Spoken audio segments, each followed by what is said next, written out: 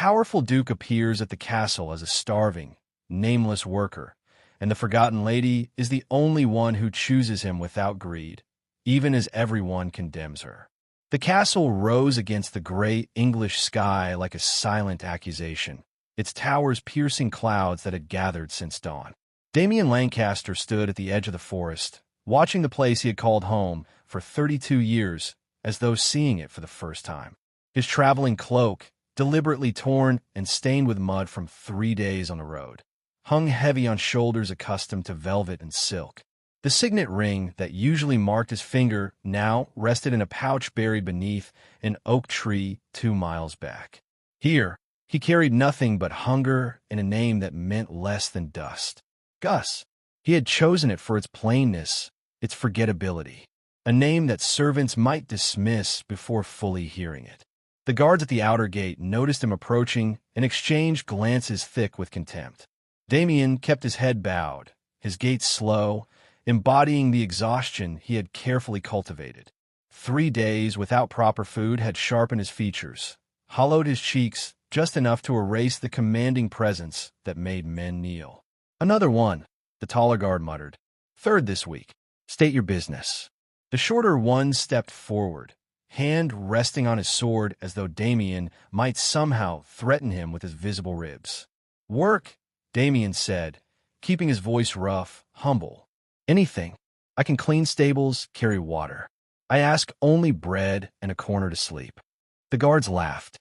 Not cruel laughter, exactly, but the kind that reduced a man to something less than inconvenient. They directed him toward the servants' entrance with gestures more suited to shoeing livestock. Inside, the castle revealed its true hierarchy. Damien had always known it existed. The invisible machinery that kept nobility comfortable required countless hands, but he had never witnessed it from below. The administrator who processed his request, a thin man named Clement with ink-stained fingers and permanent irritation carved into his features, looked at him as one might examine spoiled meat. "We have no need for more mouths," Clement said, already turning away. "Please." The word tasted foreign. Damien had never spoken it to someone who worked in his own household. "I will take whatever task no one else wants. I ask nothing but survival." Something shifted in Clement's expression, not compassion, but calculation. Another body meant another pair of hands for the work that regular servants avoided. The stable master needs someone to muck the eastern stalls. The previous boy ran off owing wages. "You'll work those off before earning your own." Damien nodded, accepting debt he had never incurred, labor that would benefit an estate he already owned. The irony sat heavy in his chest. They gave him quarters near the horse bays, a stone cell with a straw pallet that smelled of mold and animal. No window, no candle, just darkness and the distant sounds of a household that would never acknowledge his existence. That first night, lying on straw that scratched through his thin shirt, Damien allowed himself to feel the full weight of his experiment. He had designed this test to reveal truth, to see what his people became when they believed no one of consequence was watching. He had expected some cruelty, some indifference. He had not expected to feel so thoroughly erased. Sleep came in fragments, broken by cold and hunger and the unsettling realization that this was merely his first night. How many had lived entire lives in such conditions, under his roof, bearing his name as their lord? Morning brought labor that made his muscles scream. The stable master, a broad man called Thomas, assigned him the worst stalls without explanation or apology. Other workers avoided him as though poverty might spread through proximity. By midday, Damien's hands were blistered, his back ached from hours of shoveling, and no one had offered him food despite Clement's promise of bread. He was resting against a wooden post, trying to ignore the hollow gnawing in his stomach when he first saw her. She moved through the courtyard with her eyes cast down, carrying linens that obscured half her frame.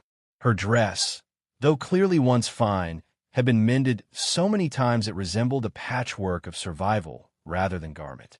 Servants stepped around her without greeting. A kitchen maid actually shouldered past her, nearly knocking the linens free, without a word of apology. Lady Faith Moore. Damien recognized her, though she clearly did not recognize him. He had seen her at formal gatherings, always at the edges, always silent, always treated as though her presence were a mild embarrassment her family tolerated rather than acknowledged. She paused near the well, adjusting her burden, and her gaze swept across the courtyard. When it landed on him, something flickered there. Not pity exactly, recognition of a different kind. Their eyes met for only a moment before she continued on her way. But Damien noticed that she glanced back once, her expression unreadable, before disappearing through a servant's door that no true lady should have known existed. That evening, as darkness filled his stone cell and hunger made sleep impossible, he heard footsteps outside his door. Soft, hesitant, then the scrape of wood against stone. When he opened the door, he found a small bundle wrapped in cloth. Bread, cheese, a small apple already beginning to wrinkle. And retreating down the corridor, her worn dress disappearing into shadow, the figure of Lady Faithmore, who had somehow learned which forgotten corner they had assigned him, and had come anyway. The bread tasted of salt and survival. Damien ate slowly, not because restraint came naturally after 3 days of hunger, but because he wanted to remember this moment, the weight of charity offered without witness, without expectation of return. He saved half the cheese for morning, wrapping it carefully in the same cloth she had used, already understanding that such gifts might not come again. Sleep found him more easily that night, though dreams came tangled and strange. He saw his own face reflected in polished mirrors, then shattered, then reformed into something unrecognizable. He woke before dawn with the taste of questions on his tongue. The stable work continued with grinding predictability. Thomas assigned him the eastern stalls again, adding 2 more that had been neglected for weeks. The other stable hands watched him struggle without offering assistance, their silence a judgment he was meant to feel but never challenge. By mid-morning, his blistered hands had begun to bleed, leaving faint red traces on the wooden shovel handle. He did not see Faith until afternoon. She crossed the courtyard carrying a basket of herbs, her path deliberately inefficient, a route that brought her past the stables rather than directly to the kitchens. When she noticed him watching, she did not look away as others did. Instead, she paused, studying him with the careful attention of someone accustomed to reading danger in small gestures. "You ate," she said quietly, stopping near the fence that separated his work from her path. Damien nodded, uncertain how to address her. In his true life, she would have curtsied, addressed him as Your Grace, kept her eyes lowered. Here, she stood as his equal, perhaps his better, given that she possessed the power to help him while he possessed nothing at all. "Thank you," he said. The words felt insufficient. It was not much. She adjusted the basket on her arm, a gesture that seemed more nervous than practical. The kitchens discard more than that daily. It costs nothing to redirect waste toward need, but had cost something. He could see that now, in the careful way she held herself, the quick glances she cast toward the main house. Someone of her position, whatever strange position she occupied, did not move freely through servant quarters without consequence. Why, he asked. The question seemed to surprise her. She considered it for a long moment, her eyes meeting his with a directness that most nobles would have found improper. "Because I remember what it is to be hungry and unseen. Because allowing it when I could prevent it would make me complicit." She paused, something harder entering her expression. "Because I refuse to become what this place wants me to be." Before he could respond, a sharp voice cut across the courtyard. "Faith!" Lady Lucinda Moore stood at the kitchen entrance, her posture rigid with disapproval. Even from this distance, Damien could see the calculated coldness in her features. A woman who had learned to survive by becoming exactly what her environment demanded. Faith's expression closed like a door. "I must go." She left without farewell, her pace measured but quick, and Damien watched the interaction that followed from behind the stable fence. Lucinda spoke in low tones, her words inaudible, but her meaning clear in every gesture. Faith kept her head bowed, absorbing whatever criticism or warning was being delivered, her shoulders tight with suppressed response. When Lucinda finally released her, Faith walked toward the kitchens without looking back. But Damien noticed how her hands trembled slightly around the basket handle, and he understood that her kindness toward him had already begun extracting its price. The days that followed established a pattern of quiet connection. Faith found reasons to pass near the stables, errands that could have been delegated, tasks that could have taken different routes. Sometimes she brought food, always small amounts that would not be missed. Sometimes she brought only her presence, pausing to exchange a few words before continuing on her way. Damien learned to read her moods and the details she could not hide. Dark circles beneath her eyes meant sleepless nights, likely caused by whatever duties the household assigned her after dark. A slight limp meant hours standing in the kitchens, work that no lady should have known. Reddened hands meant washing, scrubbing, labor that contradicted every claim her bloodline supposedly guaranteed. "You read," he said one evening, when she had lingered longer than usual near his corner of the stables. He had noticed the ink stains on her fingers, the way her vocabulary occasionally betrayed education her circumstances should have made impossible. She smiled, a rare expression that transformed her face entirely. In secret, the library remains unlocked at night because no one expects a Moor woman to want books more than gossip. Her smile faded slightly. "I have read enough to know that the world contains more than these walls. Enough to understand that what happens here is not inevitable or natural, merely enforced." "What do you dream of?" The question emerged before he could consider its implications. Faith studied him with that penetrating gaze he had come to recognize. "Freedom," she said simply. "Not wealth or position or revenge. Simply the ability to exist without permission, to make choices without calculating their cost in someone else's displeasure." She left then, as she always did, before her absence could be noted. But her words remained, settling into Damien's chest like stones. That night, he heard voices outside his door. Male voices, thick with ale and cruelty.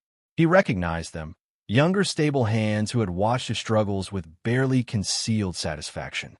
"Should teach him proper respect," one said. "Coming here, eating food meant for honest workers. Perhaps he needs reminding where beggars belong." The door rattled, but held. Damien pressed himself against the far wall, calculating odds he had never before needed to consider. In his true life, these men would have knelt at his approach.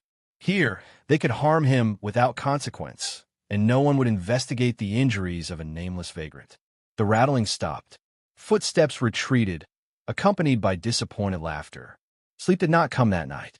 Instead, Damien sat in darkness, listening to the castle breathe around him, and wondered how many others had spent similar nights in similar fear, protected by nothing but luck and the whims of those who held power over their bodies. When morning came, gray and cold, he found another bundle outside his door. Bread, wrapped in cloth that smelled faintly of lavender, and tucked inside, a small note in careful handwriting. "Asterisk, you are not invisible." "Not to me." Asterisk. He kept the note. This was foolish, Damien knew. A scrap of paper with words that could mean nothing to anyone else. Yet he folded it carefully and tucked it inside his shirt, close to his chest where the fabric might protect it from sweat and labor. He told himself it was evidence, documentation of character revealed through crisis. But evidence did not explain the warmth that spread through him each time he felt its weight against his skin. The castle's rhythm continued without acknowledgement of his existence. Servants moved through their duties with practiced efficiency. Nobles glided through corridors that might as well have been separate worlds, and somewhere in the space between, Faith navigated a path that belonged to neither realm. Damien watched. This had been his purpose in coming, to observe, to test, to understand what his power had built when he was not looking. But observation had begun to transform into something more complicated. He found himself noting not just the cruelties of his household, but the small kindnesses that occasionally flickered between servants when overseers looked away. A shared crust of bread, a warning glance before punishment arrived. The quiet solidarity of those who understood that survival sometimes required cooperation. And always, inevitably, his attention returned to Faith. She existed in constant motion, filling hours with labor that should have broken her spirit, yet somehow had not. He learned her schedule through careful attention. Kitchen duties in the morning, laundry in the afternoon, whatever tasks Lady Lucinda invented to keep her exhausted and compliant. Yet she still found moments to pass near the stables, to offer words or food, or simply the acknowledgement that he continued to exist. "Tell me about yourself," she said one evening, settling onto an overturned bucket near where he worked. The sun had begun its descent, painting the courtyard in shades of amber and shadow. "You speak differently than the others. Your hands," she gestured toward his blistered palms, "they have not always known labor." Damien felt the familiar tension between truth and necessity. Every instinct urged confession, the restoration of order that revelation would bring. But confession would destroy the very thing he had come to discover. If she knew who he truly was, her choices would become calculated rather than genuine. The Faith who brought bread to a nameless vagrant would disappear, replaced by the Faith who recognized advantage in befriending a duke. "I was a clerk once," he said carefully, "for a merchant house in the north. Numbers and ledgers, contracts and correspondence." The lie came easier than expected, built from fragments of truth. He had indeed reviewed such documents, though from the opposite side of the transaction. The house failed. Debts accumulated. I found myself with education, but no position, references, but no reputation. "And so you came here." Faith's voice held no judgment, only understanding. "And so I came here." She was quiet for a moment, her gaze fixed on something beyond the stable walls. "I was promised elsewhere once," she said finally. "When I was younger, before my father's debts consumed whatever value my name once held. There was talk of a match, a minor lord's son, nothing grand, but enough to establish independence." Her lips curved in a smile that held no warmth. "The negotiations collapsed when my dowry evaporated. I became instead what you see now, a name without substance, kept for appearance, tolerated for convenience. Your family uses me as they see fit." The words emerged flat, rehearsed, stripped of the bitterness that surely lay beneath. "Lord Franklin ensures I understand my position through careful assignment of duties. Lady Lydia and Lady Renee remind me through comparison. Their gowns, their prospects, their futures, all placed against my absence of the same. Sir Rick ignores me entirely, which is perhaps the kindest treatment I receive." She paused, and Lady Lucinda watches. Always watches. Watches for what? Faith turned to look at him directly, her eyes holding depths he had not expected. "For proof that I have finally broken.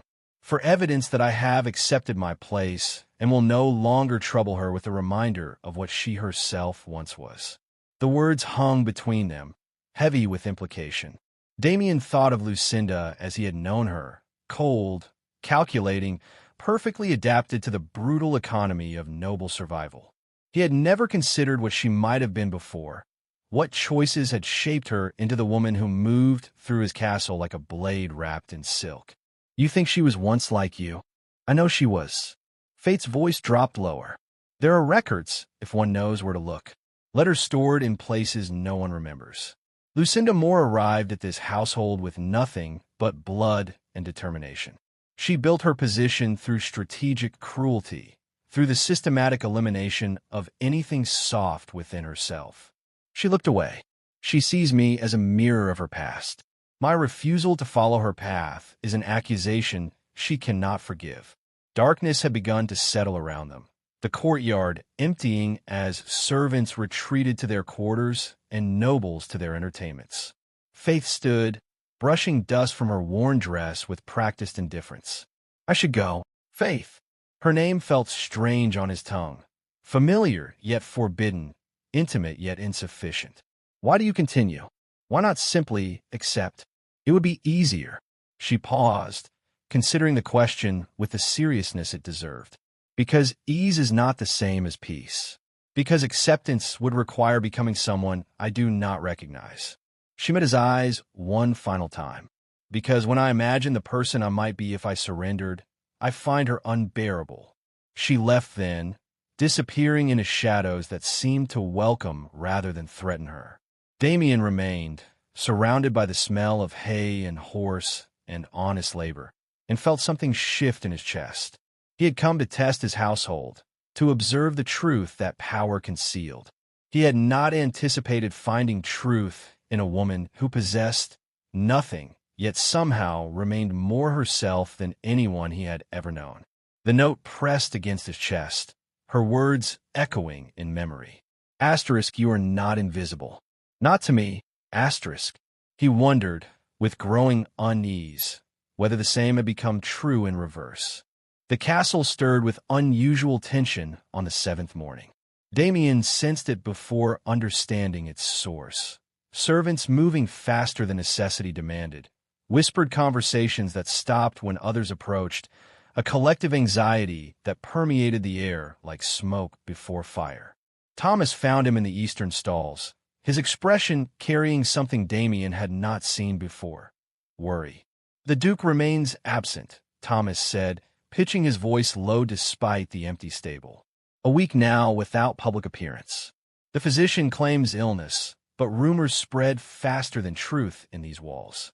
Damien kept his face carefully neutral, shoveling soiled hay with movements that had become almost natural. What rumors? Some say he is dying. Others suggest he has fled. Debts, scandal, enemies finally catching up with privilege. Thomas spat into the hay. Lord Franklin has begun making decisions that exceed his authority. Yesterday, he dismissed 2 kitchen workers without cause, claiming efficiency. This morning, he canceled orders the Duke had placed months ago. The information settled into Damien's understanding like pieces of a puzzle he had designed but not fully anticipated. Franklin Moore, ever calculating, had apparently decided that uncertain authority was better exploited than respected. In the vacuum of visible power, ambition expanded to fill available space. What does this mean for us? Damien asked, gesturing vaguely to encompass the servants' quarters, the stables, the invisible machinery that kept nobility comfortable. Thomas's expression darkened. It means caution.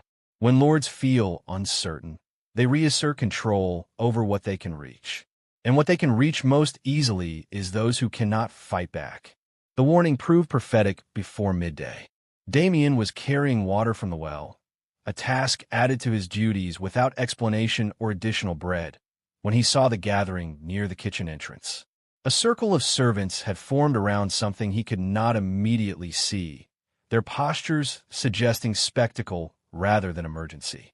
He set down his buckets and approached, keeping to the edges where his presence would draw minimal attention. Through gaps in the crowd, he saw Faith. She stood in the center of the circle, her face pale but composed, facing Lord Franklin Moore.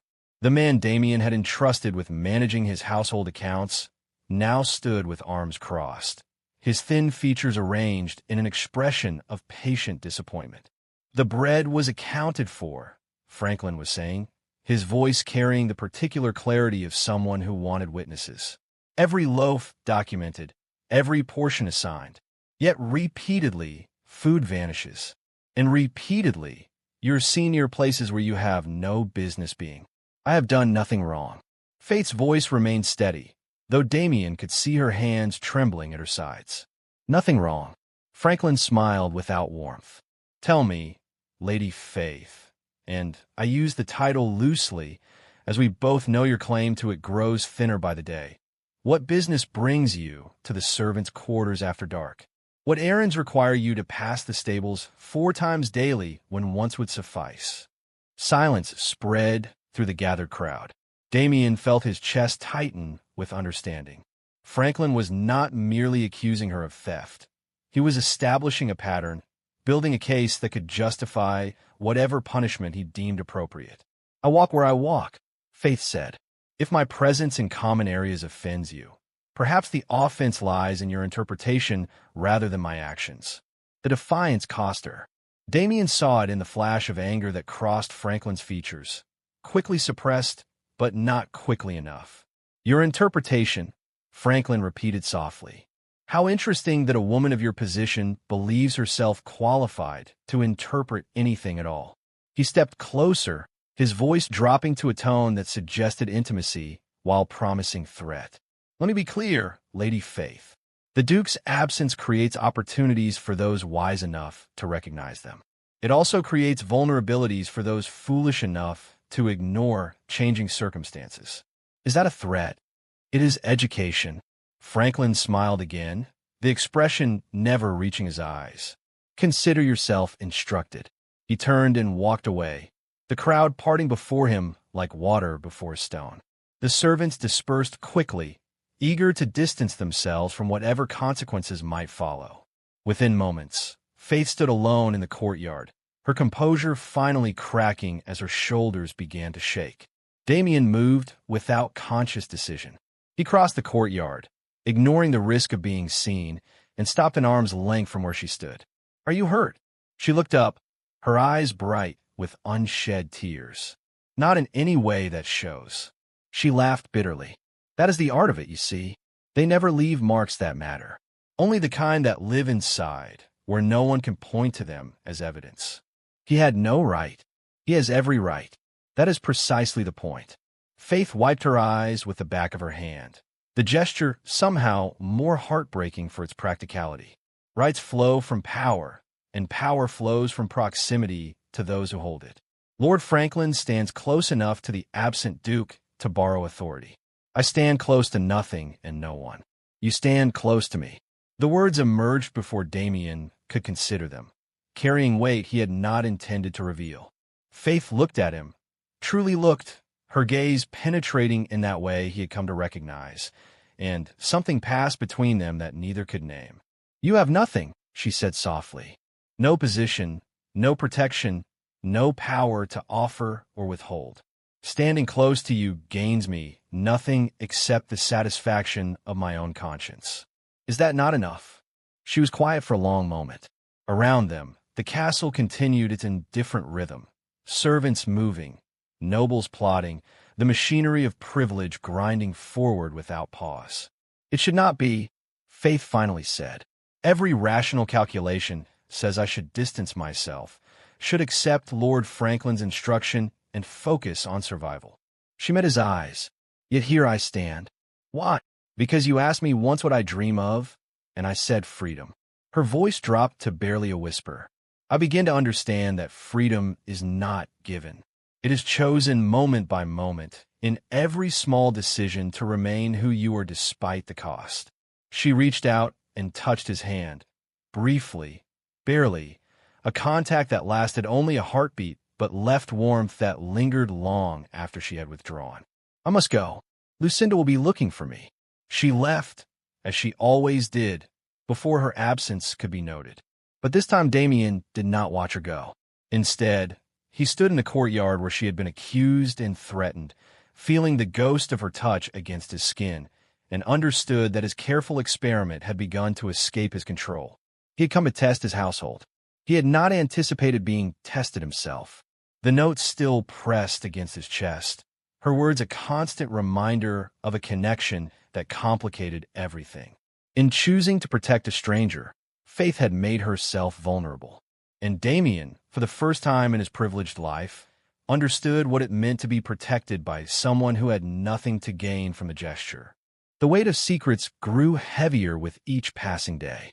Damien found himself caught between two truths that could not coexist. The man he had been, whose power shaped lives without ever touching them, and the man he was becoming, whose existence depended on the mercy of those his power had failed to protect. At night, lying on straw that no longer felt entirely foreign, he cataloged the revelations his experiment had produced, the casual cruelties, the calculated indifferences, the small brutalities that accumulated into systems of suffering. But increasingly, his thoughts returned to Faith. She had begun to occupy spaces in his mind that he had not known were empty. He found himself anticipating her appearances, noting the particular way light caught her hair when she crossed the courtyard, remembering phrases from their conversations with a precision he usually reserved for political negotiations.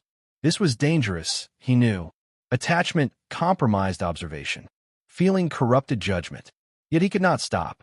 The castle's anxiety deepened as the Duke's absence stretched into its second week. Lord Franklin had begun holding informal councils, gathering the Moore family in the Great Hall to discuss matters that should have awaited Damien's return. Lady Lydia and Lady Renee attended these gatherings with barely concealed excitement, their futures suddenly rich with possibility. Sir Rick contributed strategic silences, his ambitions carefully masked behind expressions of concern for his absent lord. And Lucinda watched everything, her cold eyes missing nothing. Damien learned of these developments through fragments, overheard conversations, servants' gossip, the particular tension that preceded each gathering. He learned, too, that Faith was deliberately excluded, her presence deemed unnecessary for discussions that might shape her future more than anyone's. They speak of marriages, Faith told him one evening, her voice flat with resignation. Lydia to a barren son, Renee to a merchant wealthy enough to overlook her lack of genuine dowry. Even Sir Rick has prospects being discussed, a widow with lands adjacent to Moore Holdings. And you? She laughed, the sound carrying no humor. I'm not disgust. I'm the absence around which discussions flow, the space where a person might stand if that person were considered worth mentioning. They sat in the small garden behind the stables, a forgotten corner where vegetables had once grown before neglect transformed it into weeds and wildflowers. Faith had discovered it weeks ago. She explained, a place where she could exist without supervision, where her presence required no justification. When I was young, she continued, I believed that invisibility was temporary, a condition I would outgrow, like childhood illness or unfashionable clothing. I thought that eventually someone would see me, truly see me, and the seeing would change everything. She pulled a weed from the ground, examining its roots with unnecessary attention. I no longer believe that. I see you. The words emerged simply, without the careful calculation that usually governed his speech. Faith looked at him, her expression unreadable in the fading light. You see a woman who brings you bread, she said. A woman who shares her complaints and her company, because you are the only person in this castle who does not look through her. That is not the same as seeing. Then tell me what seeing would look like. She was quiet for a long moment, her fingers still working the weed's roots. Seeing would mean understanding why I remain here when leaving would be easier. Why I continue to help you when every rational instinct warns against it. Why I cannot simply become what they want me to become, even knowing that resistance costs more than surrender ever would. Tell me, because I am afraid. The admission seemed to surprise her as much as him. Not of punishment or hunger or even complete erasure. I am afraid of the person I would become if I stopped fighting. I am afraid that somewhere inside me lives a Lucinda waiting to emerge, a woman who learned to survive by killing everything soft within herself. She met his eyes. I am afraid that one day I will wake up and find that the Faith who cared about a hungry stranger has been replaced by someone who calculates every kindness for potential return. Damien felt something crack inside his chest. Not breaking, but opening like a door that had been locked so long he had forgotten it existed. He reached out and took her hand, feeling the calluses that labor had built, the trembling she could not entirely suppress. That woman does not exist, he said. Not in you. I have watched you for weeks now, Faith. I have seen you punished for compassion and threatened for kindness. I have seen you lose sleep and peace and whatever small comforts remain to you. And through all of it, you have not changed. You have not become what they demand. You cannot know that. I know it, because I've spent my life surrounded by people who adapted, who calculated, who became exactly what power required them to be. I know what surrender looks like. He tightened his grip on her hand. You are not surrendering. Tears had begun to slip down her cheeks, silent and almost invisible in the gathering darkness. She did not wipe them away, did not try to hide the vulnerability she usually kept so carefully guarded. Who are you? She whispered. Truly? Because you do not speak like a clerk, do not think like a laborer, do not hold my hand like a man who has known only poverty. The question struck him like a physical blow. Here, in this forgotten garden, With her hand in his and her tears catching starlight, the truth pressed against his throat with desperate urgency. He could end the deception now. He could explain everything.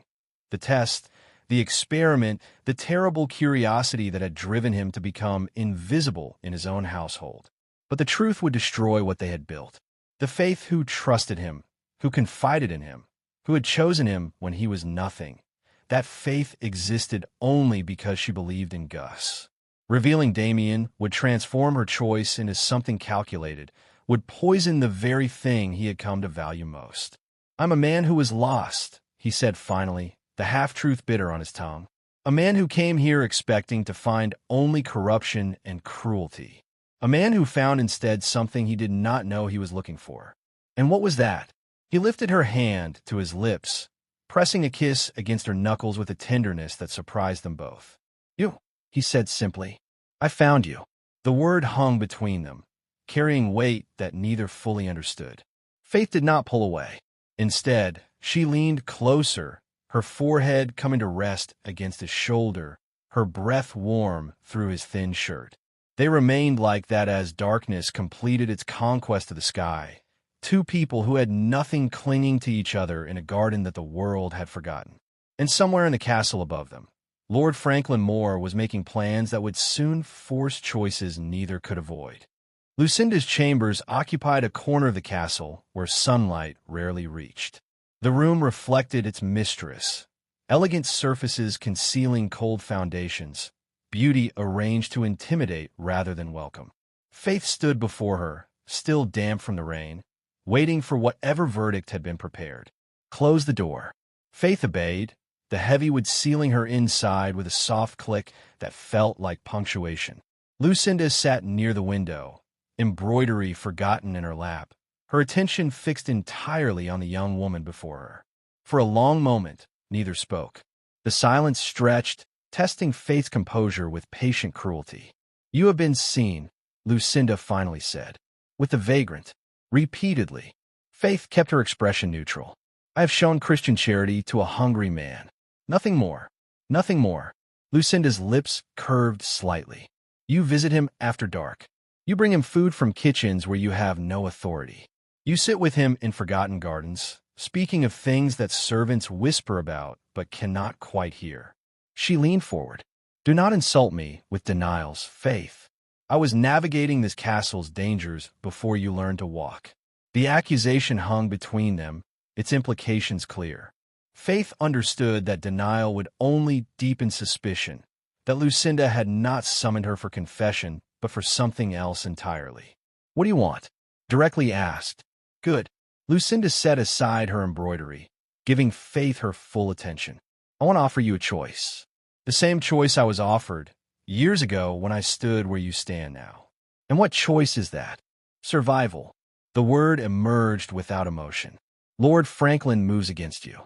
Within a week, perhaps less, you will be removed from this household. The arrangements he describes, the farm, the convent, these are polite fictions.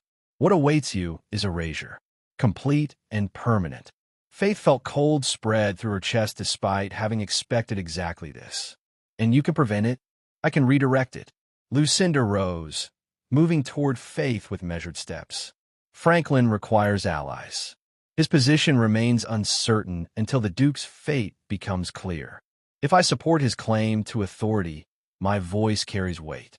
If I speak for you, he will listen. In exchange for what?"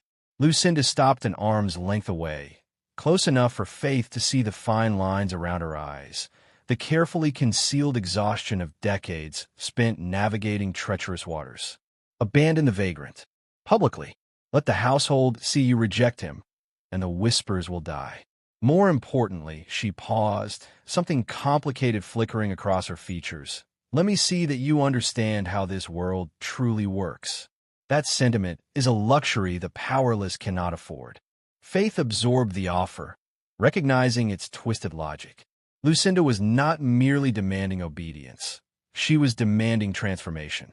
She wanted Faith to become what she herself had become, a survivor who had purchased safety by sacrificing everything soft within herself. "You were like me once," Faith said quietly, "before you learned to calculate every kindness." Lucinda's expression flickered. Pain, perhaps, or anger, or some emotion too deeply buried to name. I was exactly like you. Foolish enough to believe that goodness would be rewarded, that compassion would be recognized. Her voice hardened. I learned otherwise. The lesson nearly destroyed me. I offer you the chance to learn it more gently. By becoming you, by surviving. Lucinda's composure cracked slightly, revealing something raw beneath. You think I enjoy this? You think I chose cruelty for its own sake? I chose it because the alternative was annihilation. Because every gentle impulse I followed led to punishment, and every calculated choice led to safety. Faith saw, for the first time, the woman Lucinda might have been, the woman she had killed to become who she was now. The recognition brought no comfort, only a terrible clarity about the choice before her. If I refuse, then I cannot help you. Franklin will proceed. Within days, you will leave this castle with nothing but the clothes you wear. Lucinda's voice softened slightly. I do not wish this for you, Faith. Whatever you believe about me, I do not wish to watch another woman destroyed by principles that this world does not reward. The offer hung between them, heavy with implication. Faith thought of Gus, of his hands holding hers, his voice in the darkness, the connection they had built from nothing but mutual recognition of pain. She thought of the person she would become if she abandoned him publicly, if she allowed the household to witness her choosing safety over loyalty. She thought of waking each morning as someone she did not recognize. No, the word emerged quietly, but carried the weight of absolute decision. Lucinda's expression shifted. Disappointment, yes, but something else beneath it. Something that almost resembled respect. You understand what you are choosing. I understand. Faith met her eyes without flinching. I understand that you believe survival requires becoming unrecognizable to yourself. I understand that you made that choice and have lived with its consequences ever since. She paused. I choose differently. Lucinda was silent for a long moment. When she spoke again, her voice carried exhaustion rather than anger. Then God help you, Faith, because no one else will. She turned away, returning to her seat by the window, her dismissal clear in every line of her posture. Faith left the chambers with her fate sealed and her conscience intact. The corridor stretched before her, leading toward an uncertain future that no longer included the protection of calculated compromise. She had chosen. Now she would live with whatever that choice brought. The news spread through the castle like fever. By evening, everyone knew that Lady Faith had refused Lady Lucinda's offer, though the details remained murky, transformed by repetition into something larger than the quiet conversation that had actually occurred. Servants whispered of defiance, of harsh words exchanged, of a rupture that could not be repaired. The household watched Faith with new eyes, some pitying, some admiring, most simply calculating how her fall might affect their own positions. Damien learned of it through Thomas, who delivered the information with unusual gravity. The Moore girl has sealed her fate, Thomas said, pausing in his evening rounds. Lucinda offered protection. She refused. Lord Franklin will move against her within days. Why would she refuse? Thomas shrugged, but something in his expression suggested he understood more than he admitted. Pride, perhaps, or principle. In this place, they amount to the same thing, luxuries that cost more than most can afford. He moved on, leaving Damien alone with questions that demanded answers he could not seek without revealing too much. Night fell slowly, rain giving way to clouds that obscured the stars. Damien waited in the garden, uncertain whether Faith would come, uncertain what he would say if she did. His confession remained lodged in his throat, words that could save her or destroy everything depending on how they were received. She arrived after the castle had quieted, moving through shadows with practiced ease. Her face was pale but composed, carrying the particular stillness of someone who had made peace with consequences. "You heard," she said, settling beside him on the damp ground. "I heard you refused Lucinda's protection. I refused her price." Faith pulled her worn cloak tighter. "She wanted me to abandon you. Publicly. To prove that I understood how power works in this place." The word struck Damien, with unexpected force. She had chosen him, chosen Gus, the nameless vagrant, over safety, over survival, over everything rational calculation demanded. Faith, you should not have. Do not tell me what I should have done. Her voice carried no anger, only exhaustion. I have heard enough of should from people who have never faced the choices they so easily judge. I made my decision with full understanding of its cost. But why? She turned to look at him, her eyes catching what little light filtered through the clouds. Because you asked me once what I dream of. Because freedom means nothing if it requires becoming someone I cannot recognize. She paused. Because when I imagined publicly rejecting you, I felt something inside me die. And I discovered I would rather face whatever Franklin plans than live with that death. Damien felt the truth pressing against his chest with unbearable weight. She had sacrificed everything for a man who did not exist. She loved a fiction, trusted a lie, had thrown away her future for someone whose very name was deception. He could not let her face consequences meant for a phantom. Faith. His voice emerged hoarse. There is something I must tell you. Something I should have told you days ago. She waited, her expression open despite everything she had endured. I'm not who you think I am. I know. The words stunned him into silence. Faith smiled sadly, reaching out to touch his face with fingers that trembled slightly. I have known for some time that you were not simply a clerk who fell on hard times.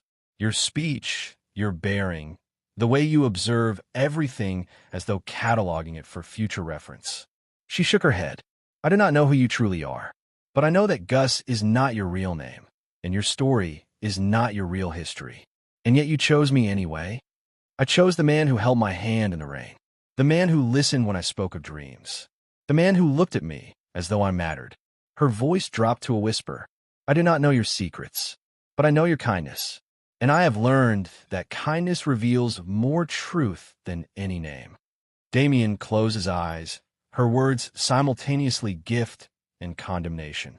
She had seen through his disguise without demanding explanation. She had loved him despite knowing he was not entirely real. But she did not know everything. She did not know that the very power threatening her destruction flowed from his authority. She did not know that the Duke whose absence created Franklin's opportunity sat beside her in a forgotten garden, wearing borrowed clothes and a stolen name. Faith, I am. Footsteps. Voices. Torchlight cutting through the darkness. They turned to see figures approaching. Lord Franklin and two guards, their presence in this forgotten corner of the grounds too deliberate to be coincidence. Lady Faith. Franklin's voice carried satisfaction, poorly disguised as concern. You were seen leaving your quarters after hours. And here I find you, in compromising circumstances, with a vagrant of no standing or reputation. Faith rose, placing herself between Damien and the approaching men. There is nothing compromising about conversation. The household will judge that for itself. Franklin smiled coldly. I have witnesses who will testify to repeated nighttime meetings, to food stolen from kitchens, to behavior unbecoming your station, however diminished that station may be. He gestured to the guards. Take the vagrant. He will answer for theft and trespass. No. Faith stepped forward. He has done nothing. He has corrupted a woman of noble blood, however thinned. He has accepted stolen property. He has trespassed in areas forbidden to his kind. Franklin's smile widened. These are serious offenses. The Duke, were he present, would demand punishment. The guards moved forward. Damien felt the moment crystallize around him, the choice he had avoided finally demanding its answer. He could submit. Let them take him, reveal nothing, preserve his experiment while Faith faced consequences alone. Or he could speak, in the deception, reclaim the power that had always been his. The guard's hands closed on his arms. Damien made his choice. Stop. The word carried an authority that had nothing to do with the ragged clothes he wore or the dirt beneath his fingernails. It emerged from somewhere deeper, from years of command, from the absolute certainty of a man who had never truly doubted his right to be obeyed. The guards hesitated, confused by the contradiction between appearance and tone. Franklin's smile faltered. You dare speak to... I said stop.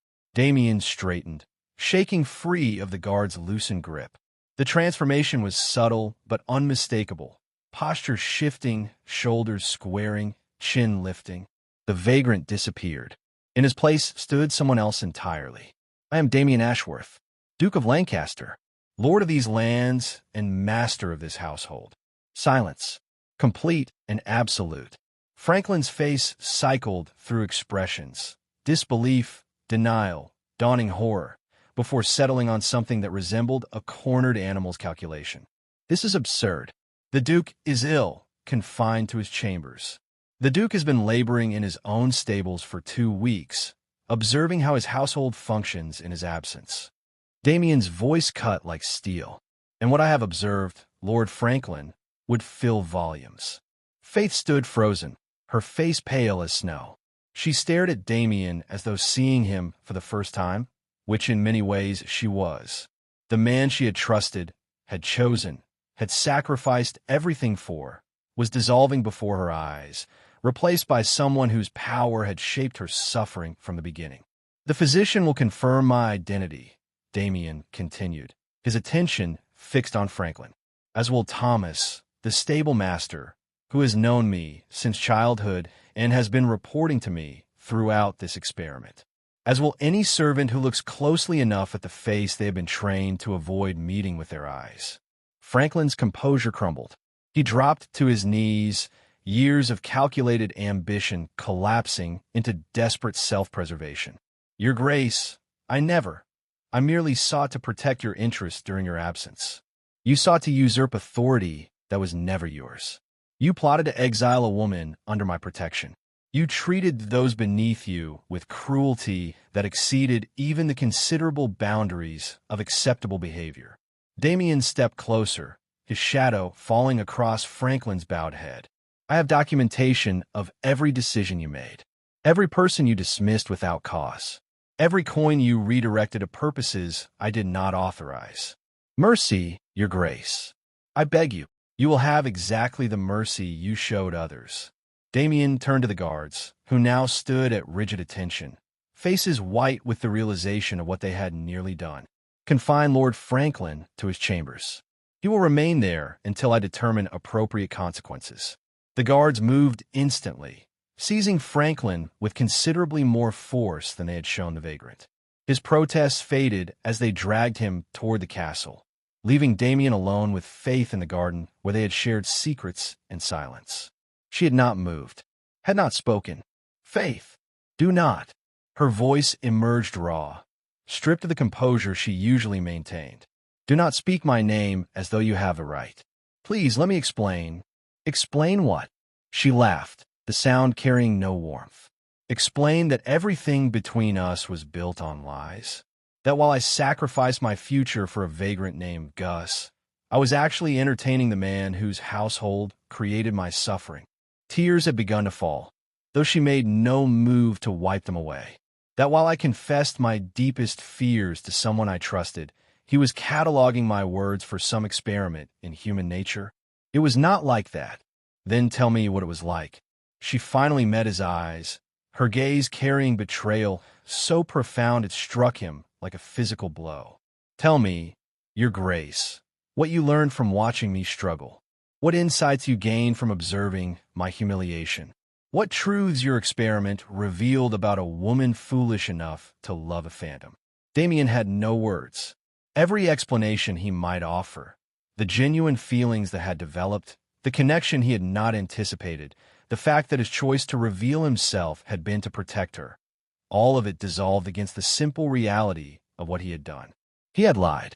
For weeks, while she gave him everything. I fell in love with you. The admission emerged quietly, carrying none of the authority that had dismissed Franklin moments before. It was simply truth, inadequate, too late, but undeniable. You fell in love with Faith. Her voice broke on her own name. A woman who chose a vagrant over safety. A woman who would have faced exile rather than betray someone she believed in. She shook her head. That woman made choices based on information you deliberately withheld.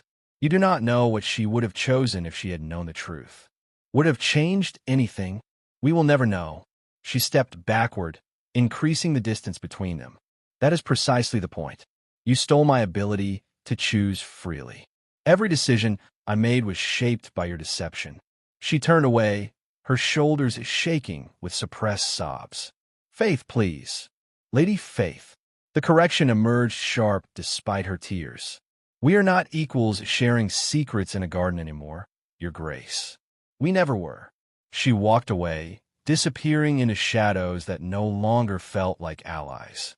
Damien stood alone in the garden where everything had changed, feeling the weight of a crown he had temporarily set aside settle back onto his shoulders. He had found truth. He had found love. And he had lost them both. 3 days passed in silence. Damien resumed his position as Duke with an efficiency that surprised no one and satisfied everyone, except himself. He held audiences, reviewed accounts, delivered judgments that servants and nobles alike accepted without question. Lord Franklin was confined to a distant estate, stripped of authority but not title, the punishment calibrated to demonstrate mercy without suggesting weakness. Lady Lucinda had withdrawn into careful neutrality, her cold eyes watching for signals of how the new order might affect her position. The household adjusted quickly. Power had merely changed hands again, and those who served it adapted as they always had. But Faith remained invisible. She had not fled the castle. Damien had discreetly confirmed this through Thomas. She continued her duties, attended meals, performed the rituals of daily existence. But she avoided every space where their paths might cross, rising early and retiring late, constructing a life that no longer contained any room for accidental encounter. He respected her boundaries. He owed her that much. On the 4th morning, he summoned Lucinda. She arrived with perfect composure, her curtsy precise, her expression revealing nothing.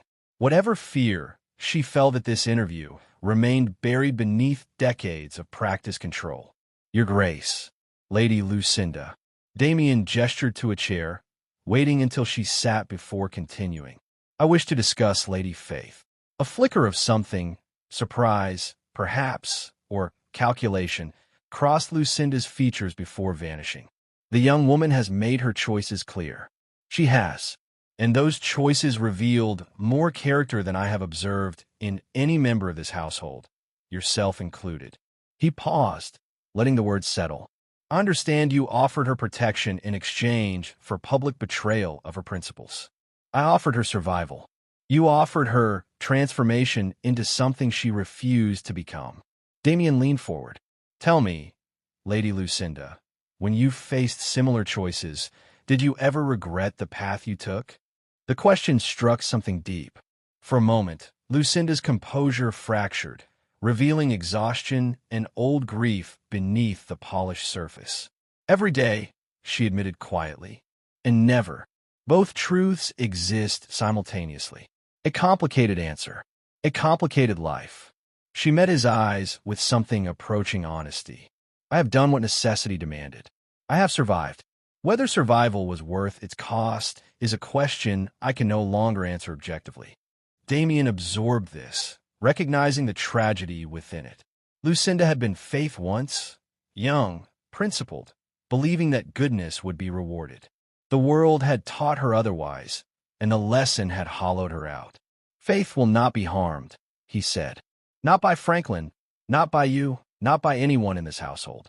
Whatever her station, whatever her lack of formal protection, she has mine, completely and permanently. Lucinda nodded slowly. And does she know this? She knows nothing. She refuses my presence, and I have not forced it. He paused. But I wish you to understand the situation clearly. Any action against her will be considered action against me. Your Grace, I had no intention. I know exactly what your intentions are at any given moment, Lady Lucinda. They calculate advantage with admirable precision. He smiled without warmth. Consider this calculation. Faith's welfare is now inextricably linked to my favor. Protecting her protects yourself. The message delivered. He dismissed her with a gesture. She rose, curtsied again, and departed with whatever thoughts she harbored carefully concealed. Damien turned to the window, staring out at grounds that had looked so different from below. As a vagrant, He had seen the castle's shadow, the weight it cast over those who labored beneath its walls. As a duke, he saw only the view, beautiful, commanding, utterly disconnected from the lives it dominated. He missed the stables. The admission surprised him, but its truth was undeniable. He missed the simple exhaustion of physical labor, the uncomplicated relationships between workers who shared the same burdens. He missed Thomas's gruff wisdom and the horse's honest demands. He missed Faith, not the Lady Faith who maintained careful distance from His Grace the Duke, but the Faith who had sat beside him in a forgotten garden, sharing dreams she believed no one powerful would ever hear. The Faith who had chosen a vagrant over safety, who had seen through his disguise and loved him anyway. That Faith was gone, killed by his revelation as surely as Lucinda's younger self had been killed by the lessons of survival. A knock interrupted his thoughts. Enter. A servant appeared, bearing a folded paper on a silver tray. This was found in the garden, Your Grace. Addressed to you. Damien took the paper, dismissing the servant with a nod. The handwriting was familiar, elegant despite clear haste, the letters of someone educated above her station. He unfolded it slowly, uncertain whether he wanted to read whatever Faith had written.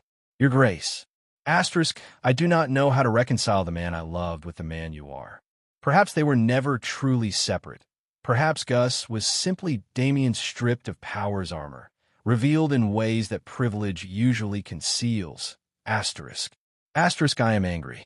I am hurt. I feel betrayed in ways I cannot fully articulate. Asterisk. But I also remember the hand that held mine in the rain. Asterisk, meet me in the garden tonight. Not as Duke and dependent, but as two people who perhaps owe each other the truth. Asterisk. Faith. Damien read the letter 3 times, each reading revealing new layers of meaning. She was not forgiving him. The anger remained clear. But she was offering something perhaps more valuable, the chance to be seen again without masks or deceptions. Night could not arrive quickly enough. The garden seemed smaller now. Damien arrived first, stripped of the Duke's formal attire in favor of simpler clothes. Not quite the vagrant's rags, but something closer to the man he had been during those weeks of transformation.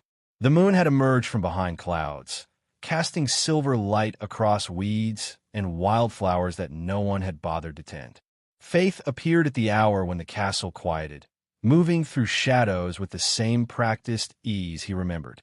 She stopped at the garden's edge, maintaining distance that felt deliberate. You came, she said. Did you doubt I would? I doubted everything. She stepped forward slowly, as though approaching something dangerous.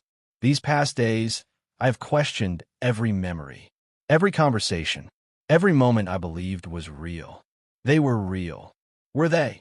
She stopped an arm's length away, close enough for him to see the exhaustion carved into her features. When you held my hand, were you Damien or Gus? When you listened to my dreams, were you cataloging data for your experiment? When you almost told me the truth, her voice cracked slightly. What stopped you? Fear. The admission emerged without calculation. Fear that the truth would destroy what we had built. Fear that you would look at me exactly as you are looking at me now. And how am I looking at you? As though I am a stranger wearing a familiar face. Faith absorbed this, her expression shifting through emotions too complex to name. When she spoke again, her voice carried exhaustion rather than anger. Tell me why. Not the official explanation, not the Duke conducting an experiment in household management. Tell me why you truly did this. Damien considered the question, searching for honesty beneath layers of justification he had constructed. The truth, when he found it, was simpler than he had expected. I was disappearing into the role, into the title, into the endless performance of being His Grace, the Duke of Lancaster. He moved to the stone bench where they had sat together, lowering himself onto its cold surface. I cannot remember the last time anyone spoke to me without calculation. The last time I heard truth instead of what people believed I wanted to hear. I was surrounded by hundreds and completely alone. Faith remained standing, but her posture softened slightly. So you became invisible. I became no one. And in becoming no one, I discovered what my household truly was. The cruelties I had not seen, the hierarchies I had not examined, the lives grinding forward beneath systems I had created without understanding their weight. He looked up at her, and I discovered you. A convenient discovery for your research. A discovery that ruined everything I thought I was doing. He shook his head. I came seeking truth about my household. I found truth about myself instead. About what I had become.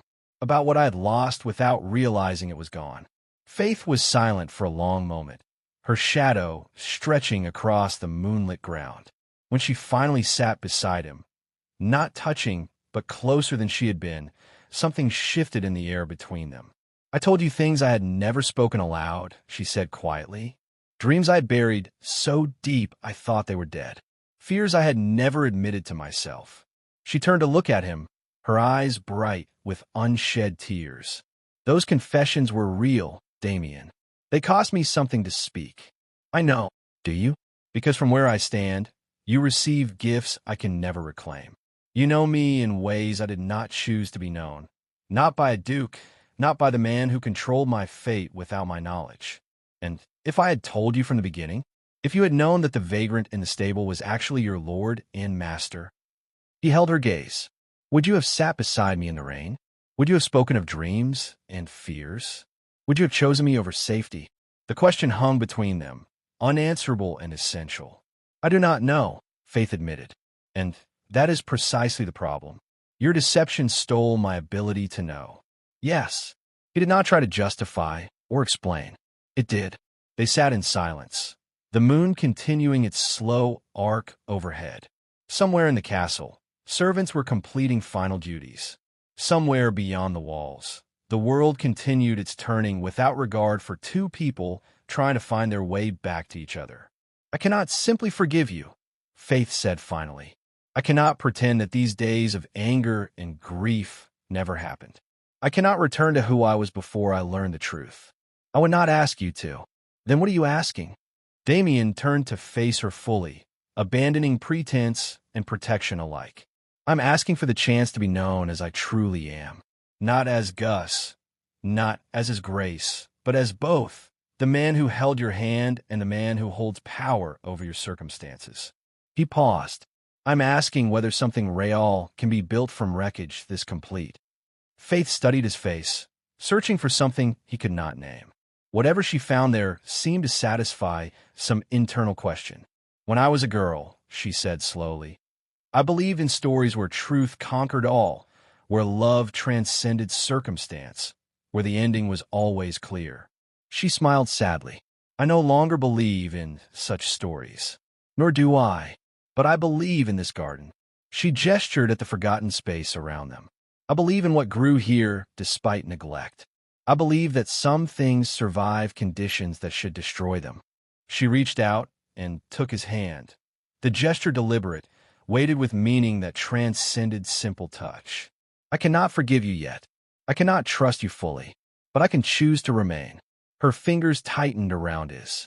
I can choose to see whether the man who held my hand in the rain still exists somewhere inside the Duke. He does. Then show me. Her eyes met his with challenge and hope intertwined. Not through words or promises or grand gestures of power. Show me through days and choices and the small truths that accumulate into something larger. It was not forgiveness. It was not the fairy tale ending that stories promised.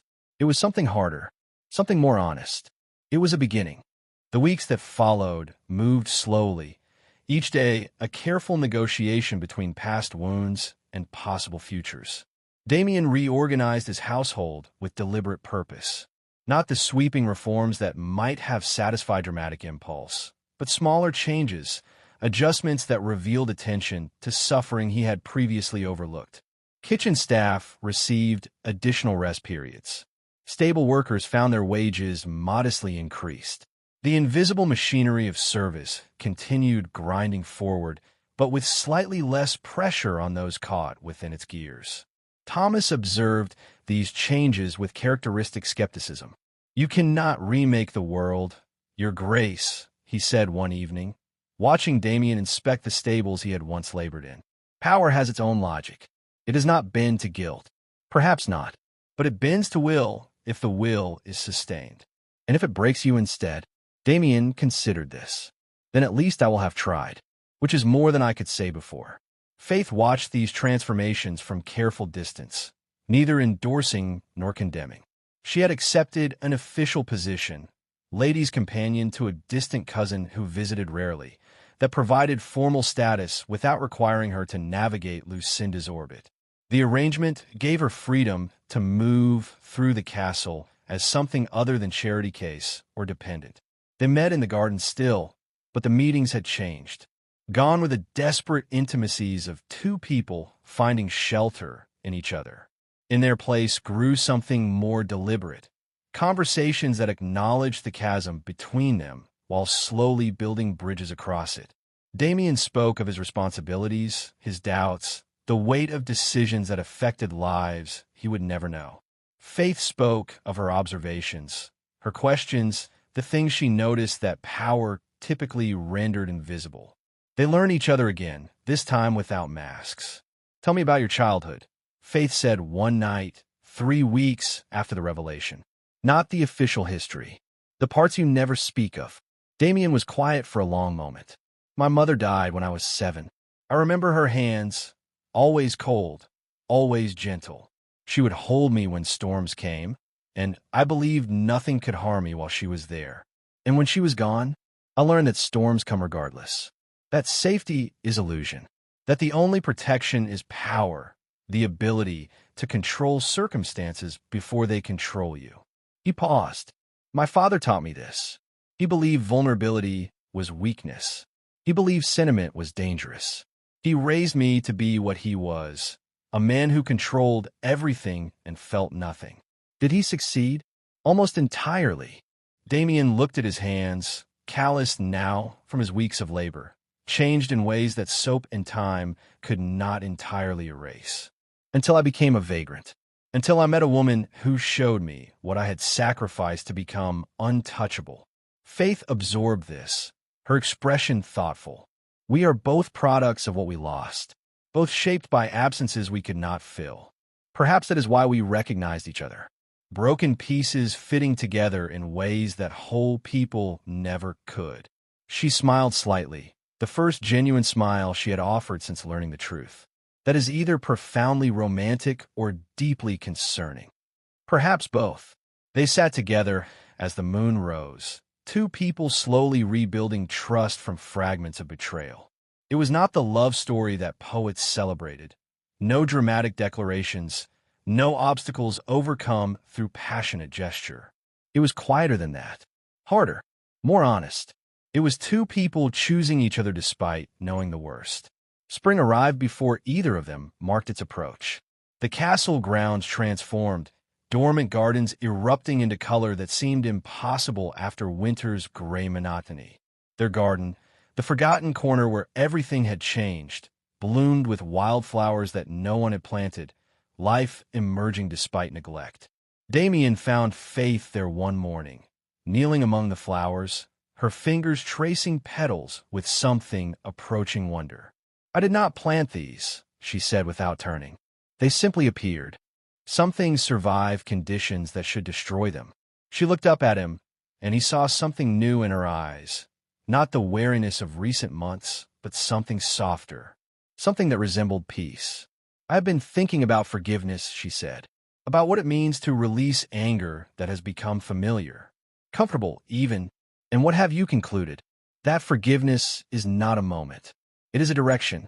She rose, brushing soil from her dress. "I have been walking toward it slowly. Some days I make progress.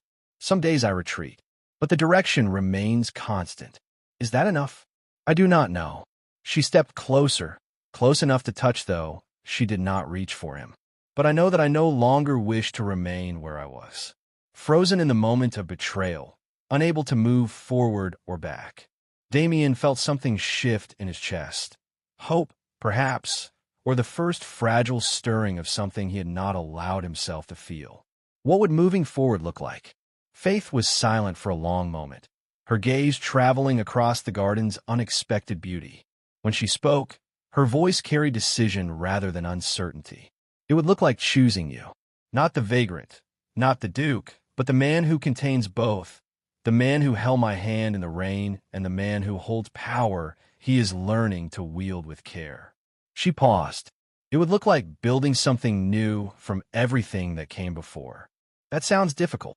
Everything worthwhile is.